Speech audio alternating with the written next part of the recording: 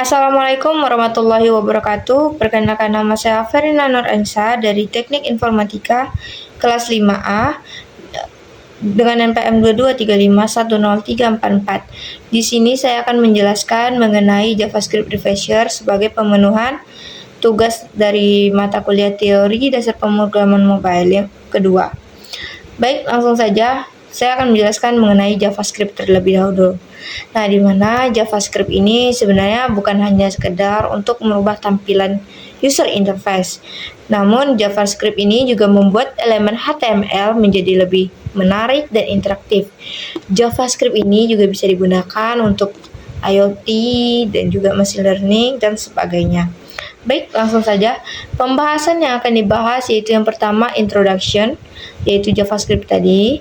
Kemudian ada alert, ada console log, prompt, deklarasi variabel, conditional, operasi aritmatika, array, loop, element manipulation, data selector, JavaScript styling, dan event.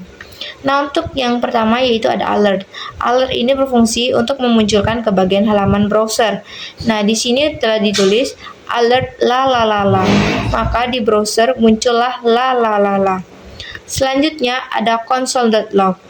Nah, console.log ini untuk memunculkan ke bagian halaman browser namun pada bagian inspect dan console. Nah, bagaimana caranya? Yaitu pada browser kita klik kanan dan pilih inspect lalu console. Nah, console.log ini dibutuhkan untuk troubleshooting atau debugging. Mana contohnya? Ya, ini console.log hey ho. Maka pada konsol akan muncul hey ho. Lanjut, yaitu ada prompt. Nah, prompt ini untuk memunculkan pop-up sekaligus menyuruh user untuk mengisinya. Nah, di sini kan ada prompt, masukkan usia Anda. Outputnya, masukkan usia Anda. Nah, ini ada tabel yang harus diisi user. Lanjut, ada deklarasi variabel. Nah, ada 3 cara mendeklarasikan variabel, yaitu yang pertama menggunakan var. Var ini untuk menampung variabel. Kemudian ada cons. Nah, cons ini untuk menampung variabel, namun nilainya tidak dapat diubah. Selanjutnya ada let. Letnya bersama dengan var untuk menampung variabel. Selanjutnya ada operasi aritmatika. Nah, operasi aritmatika ini ada banyak, seperti penjumlahan, pengurangan, pembagian, modulus, dan lain sebagainya. Ini adalah contohnya. Yang pertama yaitu ada saldo awal, kemudian ada saldo tambahan, ada hutang. Nah, di saldo akhir inilah proses operasi aritmatikanya, di mana saldo awal ditambahkan saldo tambahan, kemudian dikurangi hutang. Nah, ini alert untuk memunculkan teksnya dan prosesnya. Selanjutnya inilah adalah tampilan outputnya, di mana kan saldo awal 50 ditambah 80 dikurangi hutang 30, maka saldo akhirnya adalah 100.000. Lanjut, yaitu ada array. Array ini ditandai dengan tanda kurung siku. Array ini berfungsi untuk menyimpan elemen. Nah, ini adalah contohnya di mana nama guru ada Jody, Bunga, dan Rahman. Nah, di sini ada ditambahkan di mana menambahkan nama gurunya itu Dea dan Fikri. Maka nanti outputnya bakal jadi Jody, Bunga, Rahman, Dea, dan Fikri. Nah, kemudian ada nih nama guru.shift. Ini untuk menghapus di bagian awal yaitu Jody.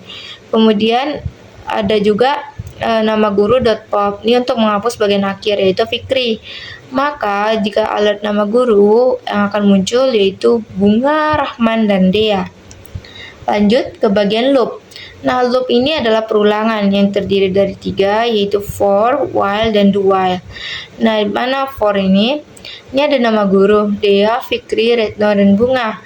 Nah, di mana i-nya itu sama dengan 0. Ia akan melakukan perulangan sesuai panjang dari sesuai dari panjang dari data nama guru. Nah, ini akan terus bertambah atau i++. Maka akan muncul Dea, Fikri, Retno, dan Bunga. Selanjutnya ada while. Nah, while ini dimana kondisi dulu baru eksekusi. Nah, di sini kan ada i sama dengan 0, dimana i kurang dari 20, maka ada i console log-nya. Nah, ini kan muncul 20. Loh, bukannya i-nya dari 0. Nah, iya, 0 ke 19 itu jumlahnya 20. Maka Dea Afrizalnya akan terulang sebanyak 20. Selanjutnya ada do while. Nah, do while ini berbeda dengan while tadi, di mana do while ini melakukan eksekusi baru kondisi. Nah, ini akan terlihat kesalahan dari do while, dimana kan ini sama dengan 10. Nah, dia akan berproses dulu, maka mengeksekusi, baru dia melihat kondisinya, dimana ini kurang dari 10, sedangkan i-nya di sini 10. Maka akan tetap terbaca proses tadi, maka dia result sebanyak 1 kali. Lanjut. Nah, selanjutnya masuk ke elemen manipulation. Nah, elemen manipulation ini merujuk ke kemampuan mengubah, menambah, atau menghapus elemen di dalam DOM. Nah, ini penting untuk pengembangan web interaktif. Apa saja metode dan tekniknya? Yang pertama ada mengakses elemen. Mengakses elemen berdasarkan ID, ada elemen by lead, kemudian berdasarkan nama kelas, ada by class, kemudian berdasarkan tag, ada get element by tag name, kemudian ada juga mengakses elemen yang cocok dengan selector CSS itu query selector, kemudian mengakses elemen dengan selector CSS atau mengembalikan node list yaitu menggunakan query selector all. Selanjutnya yang kedua itu mengubah konten. Nah, setelah mengakses elemen, kita bisa mengubahnya dengan menggunakan properti ya inner HTML, text content, atau juga inner text. Selanjutnya ada menambahkan dan menghapuskan. Nah, kalau untuk menambahkan itu menggunakan create element atau append child. Untuk menghapusnya itu bisa menggunakan remove child. Selanjutnya mengatur atribut. Nah, mengatur atribut ini dengan cara set atribut dengan atau bisa juga langsung mengubahnya. Lanjut, yaitu ada JavaScript styling.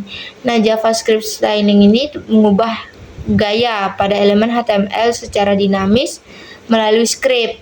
Nah, ini biasanya dilakukan menggunakan manipulasi properti CSS elemen.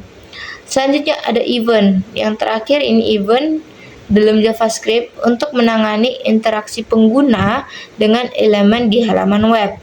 Nah, ini memungkinkan untuk merespon tindakan seperti kita klik, kita tekan tombolnya, atau kita gerakan mouse-nya, dan lain sebagainya.